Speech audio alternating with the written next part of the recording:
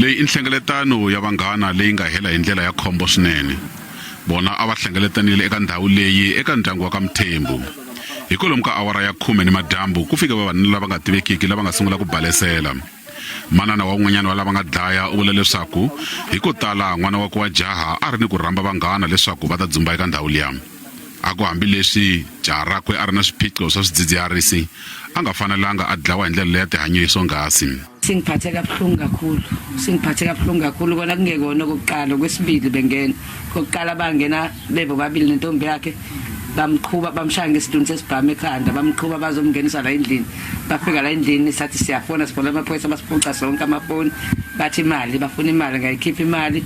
Swirho swa ndyangu va hachuwile swinene kambe va kota ku hlamusela leswi nga humelela.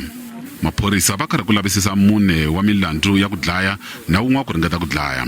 Looking at the level of brutality that we witnessed here, the firearms used and the manner in which they were killed, the Provincial Commissioner felt that it was necessary to appoint the Special Provincial Investigative Unit to take over this investigation.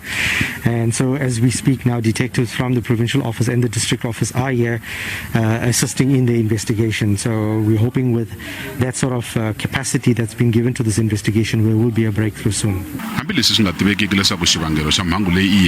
Maphorisa va le ku langutiseni ka leswaku xana ku balesela loko ku nga va ku fambelana na mhaka ya swidzidziharisi naswona va kombeleliwa nga va ka na vuxokoxoko ku va pfuna hi byona.